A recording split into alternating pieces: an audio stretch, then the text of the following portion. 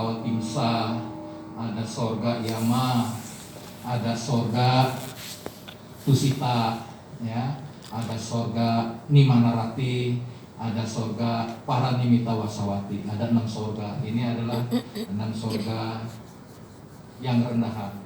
Ya, di atas itu ada 20 sorga VVIP. Ya, jadi sorga dalam agama Buddha itu ada 26, jadi nggak usah khawatir. Bukan satu. Ya. Nah, kembali lagi kemari Bapak Ibu. Jadi Pak Anathapindika itu memang sebelum kenal dengan Buddha Dhamma. Oh ya, saya teruskan tadi ada yang kaya materi, kaya batin, kaya materi, miskin batin, adina kubaka, terus miskin materi, tapi kaya batin. Siapa itu? Supa Buddha, penderita kusta. Ya, nah dia ini adalah pemeluk agama Buddha, yakin benar kepada Sang Buddha. Ya, pada satu ketika Sang Buddha sedang memberikan dhamma desana, dia ada di pojok dan mencapai tingkat kesucian Sotapanna. Nah, selesai dhamma desana, dia mengikuti Sang Buddha, ingin melapor, tapi di tengah jalan di-cut oleh seorang manusia yang kelihatannya adalah seorang hartawan, tapi sesungguhnya ini Dewa Saka. Ya, nah, dia bilang, Supa Buddha, aku akan berikan kamu kekayaan yang luar biasa, asalkan engkau mau mengingkari Buddha Dhamma Sangha. Apa jawab daripada Supa Buddha? Nampaknya aku miskin ya, tapi aku sesungguhnya nggak miskin. Aku mempunyai 7 kekayaan. Ya, sebutkan. Kekayaanku yang pertama, sada, keyakinan. Yang kedua, sila. Yang ketiga, iri, malu berbuat kejahatan. Yang keempat, ottappa, takut akan akibat perbuatan jahat. Yang kelima, sutta, berpengetahuan. Yang keenam, caga, kemurahan hati. Dan yang ketujuh adalah kebijaksanaan. Jadi inilah 7 kekayaanku. Bahwa Dewa Saka nggak bisa membujuk, lapor kepada Sang Buddha. Saya nggak bisa membujuk Supa Buddha untuk mengingkari Buddha Dhamma dan Sangha. Apa kata Sang Buddha? Jangankan 1 saka, 100 saka, 1000 saka nggak bisa membujuk Supa Buddha untuk berpaling dari Buddha Dhamma dan Sangha. Bapak Ibu, setelah melapor, Supa Buddha keluar wihara, tapi dia diseruduk oleh seekor sapi yang merupakan manifestasi dari makhluk dari alam apaya yang di kehidupan lampau itu dia pernah membunuh seorang wanita. Nah, jadi Bapak Ibu, apapun yang kita lakukan di kehidupan lampau, ya, itu bisa saja dalam kehidupan ini akan berbuah seperti Supa Buddha. Ya, dia sudah begitu, dia mempunyai 7 kekayaan, tapi dia tidak bisa menghindari akibat karma buruk yang pernah dia lakukan di kehidupan lampau. Ya, nah kemudian diseruduk, dia tumimba lahir di alam sorga Tawatimsa. Nah itu itu adalah orang yang miskin materi tapi kaya batin. Tapi ada lagi yang keempat, miskin materi, miskin juga batin. Siapa itu? Di dalam kitab suci Dhamma pada kata-kata diceritakan, yaitu tidak lain adalah Cunda Sukarika, seorang penjagal babi. Di dalam kitab suci itu dijelaskan Cunda ini tidak pernah berbuat kebaikan, sekalipun tidak pernah berbuat kebaikan. Pada suatu ketika para biku dihebohkan dengan mendengar suara-suara. Para biku berdiskusi, wah, Cunda rupanya lagi sedang dapat borongan. Tiba-tiba kemudian Sang Buddha datang, mendengar akan perbincangan para biku itu, dan Sang Buddha memberitahukan, Cunda bukan sedang banyak borongan, dia sedang menikmati akibat karma buruknya. Nah, seminggu Cunda itu mengeram, akhirnya dia tumimba lahir di alam neraka Awici. Nah, jadi menurut Dhamma, kaya miskin itu ada 4. Kaya materi, kaya batin, seperti Anathapindika, seperti Ibu Wisaka. Kaya materi tapi miskin batin, Adina Pubaka. Miskin materi tapi kaya batin, Supa Buddha. Miskin materi, miskin batin, itu Cunda Sukarika. Bapak Ibu, kita teruskan di sini. Nah, yang kaya materi dan kaya batin itu Pak Sudatta atau Anathapindika. Begitu dengar kata-kata Buddha, wah, luar biasa. Akhirnya beliau berusaha untuk mencari tempat, ingin mendirikan wihara. Tapi pada waktu itu kaplingnya nggak ada. Tapi ada satu kapling yang dia suka, yaitu milik Pangeran Jeta. Makanya disebut ada di hutan Jeta. Itu milik Pangeran Jeta. Dia datang nih, Pangeran Jeta. Pangeran, apa saya mau beli tanah kamu? Oh, tanah saya nggak saya jual. Saya nggak jual. Cuma iseng-iseng kemudian Pangeran Jeta ini bercanda, tapi ditanggapi serius. Saya akan jual tanah saya, kapling saya ini, asalkan kamu membayarnya dengan kepingan emas seluas tanah ini. Tadinya Pangeran Jeta berpikir bahwa Sudatta atau Anathapindika nggak mempunyai kemampuan untuk hal itu. Tapi begitu dikatakan, dia nggak bisa tarik lagi, Pangeran Jeta. Baik, kalau begitu. Nah, akhirnya ditebarlah kepingan-kepingan emas sebanyak kapling yang ingin dibeli. Sampai pada suatu ketika di pintu gerbang itu mau ditutup dengan kepingan emas. Sampai Pangeran Jeta dia teriak, cukup. Sudah, ini saya akan danakan kepada Sang Buddha. Nah, itulah yang kita kenal dengan Wihara Anathapindika di hutan Jeta di dekat Sawati, Bapak Ibu.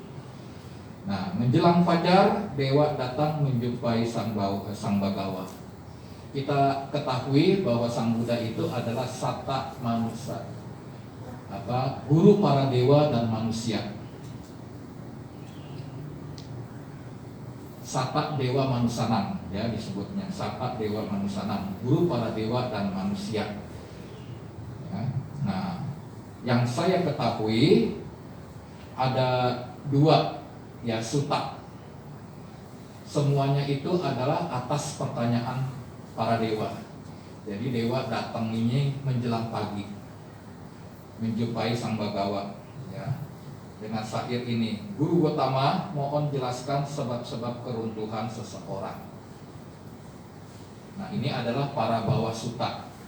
Di kesempatan yang lain, dewa juga menjelang pagi bertanya, yaitu yang tadi kita panjatkan tentang berkah utama. Mohon uraikan apakah yang dimaksud dengan berkah utama itu. Nah, itu juga pertanyaan dewa.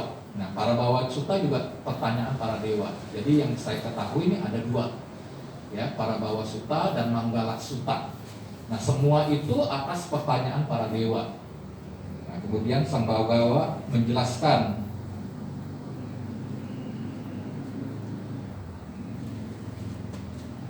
seseorang yang maju diketahui dengan mudah, demikian juga yang runtuh.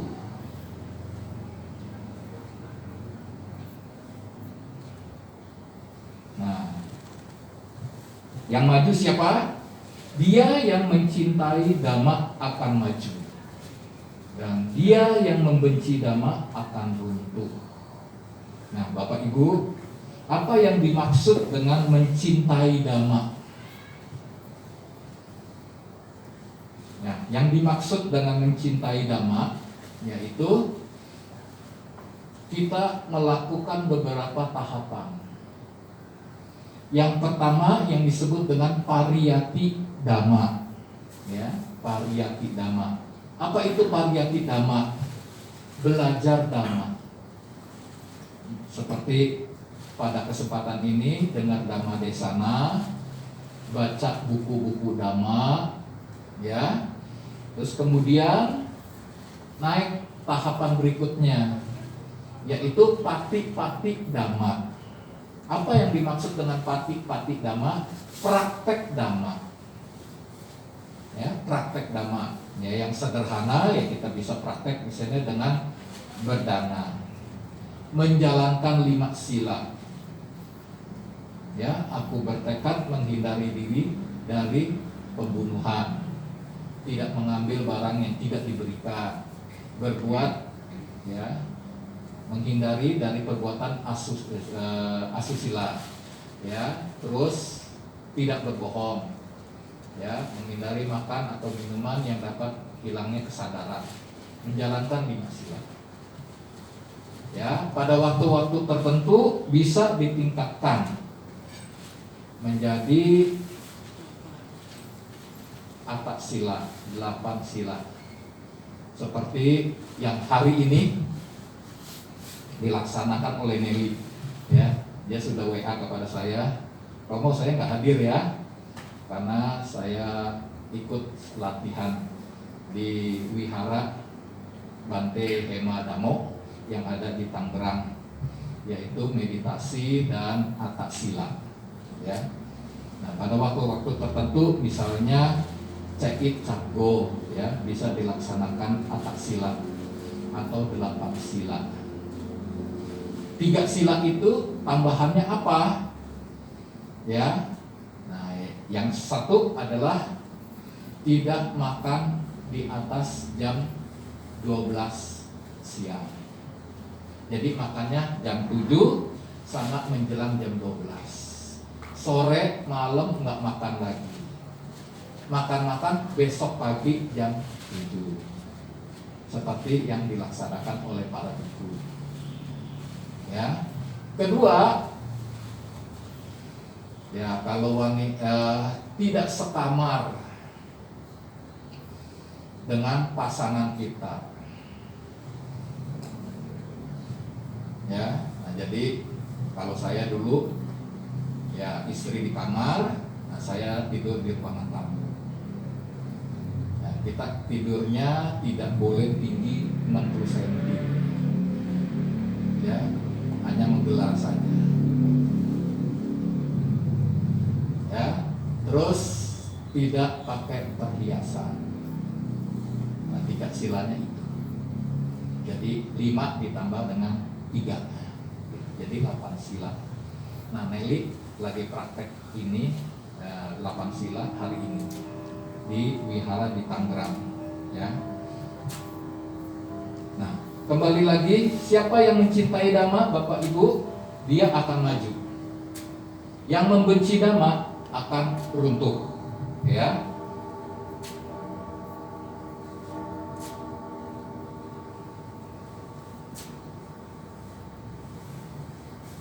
Itu yang pertama. Yang kedua, dia yang suka berteman dengan orang-orang jahat, tidak suka bergaul dengan orang yang berbudi luhur, dan dia menyukai ajaran dari orang jahat tersebut. Ya, kita tahu, ya, di dalam Manggala Sutta pun juga Sang Buddha menyinggung, ya, apa yang dimaksud dengan berkah utama. Pertama kali Sang Buddha menyebutkan tidak bergaul dengan orang-orang dungu. Siapa yang dimaksud dengan orang dungu? Bukan orang yang nggak bisa nulis, ya, bukan orang yang nggak bisa baca. Yang dimaksud dengan orang-orang dungu ini adalah orang-orang yang tadi yang dikatakan, ya, yang tidak mencintai Dhamma, ya, yang membenci, ya, itu. Nah, maka dari itu kalau kita tidak bergaul dengan orang-orang dungu, itu Sang Buddha menyatakan sebagai berkah utama. Nah, di dalam Parabhava Sutta Sang Buddha juga menyinggung lagi, dia yang suka berteman dengan orang-orang jahat dan tidak suka bergaul dengan orang-orang yang berbudi luhur, dan dia lebih menyukai ajaran daripada orang jahat itu. Inilah salah satu sebab-sebab keruntuhan seseorang, Bapak Ibu. Ya, jadi sudah 2 nih, ya kan? 1, yang tidak mencintai Dhamma, ya, yang membenci Dhamma, itu adalah sebab-sebab keruntuhan. Kedua, yang berteman dengan orang-orang jahat. Nah, yang ketiga siapa lagi? Yang ketiga adalah dia yang gemar tidur, gemar keramaian, lamban, malas, dan mudah marah. Nah, Bapak Ibu, sedikit saya menyinggung mudah marah, ya.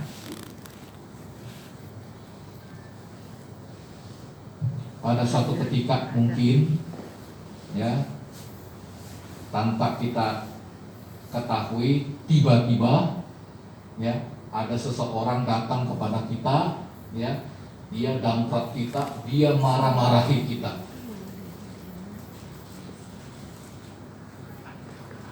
Ya. Nah, kalau kita tidak waspada, kita akan balas dengan kemarahan. Nah, kalau kita balas dengan kemarahan, Bapak Ibu, ya, kita sudah berbuat karma buruk yang baru. Ya, jadi kalau terjadi sesuatu yang tidak enak datang kepada kita, tentunya kita hadapi dengan bijaksana. Kita ketahui bahwa ini adalah karma buruk.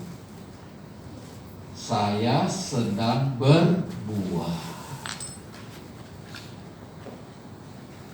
Kalau karma buruk saya, yang sering saya petik adalah kalau berkendaraan tidak pernah nabrak orang saya, tapi kalau ditabrak sering sekali. Bayar utang, Romo. Iya. Ya.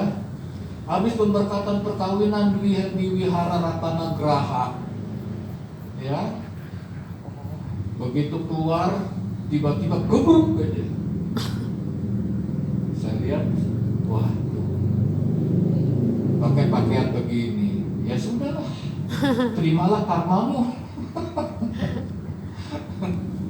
Lagi berhenti di lampu merah, tiba-tiba ditabrak dari belakang. Ya. saya lihat pengemudinya wanita. Maaf Pak, saya ambil barang. Begitu dia ambil barang, mobilnya maju, nabrak mobil. Aduh, ya sudah, mau bagaimana? Ya kan? Kalau kita marah lagi, ya kita berbuat karma buruk yang baru. Ya kan? Ya sudahlah, terimalah karmamu.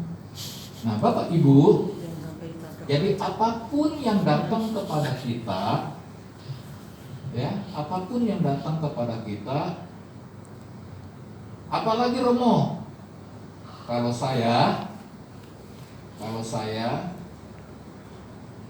pernah menderita penyakit dari 2005 sampai 2018. Kalau di sini mungkin sebagian sudah tahu. Apa penyakitnya? Sakit usus. Nah, ya, saya tidak bisa makan yang manis, asam, pedas, buah, sayur. Teman saya bilang, lu lebih baik mati aja. Saya nggak marah dia ngomong begitu, ya kan? Emang wajar. Jadi makannya apa? Ya, nah itu dari 2005 sampai 2018, 13 tahun. Romo nggak pernah berobat. Saya pernah. Kebetulan saya mantan medrep, jadi saya tahu dokter-dokter spesialis. Ya, saya pernah ke rumah sakit Cikini, Profesor Nurul Akbar. Beliau mengatakan, Pak, ini nggak bisa sembuh. Ini kelainan fungsional. Ke dokter Albertus di rumah sakit Pluit juga sama.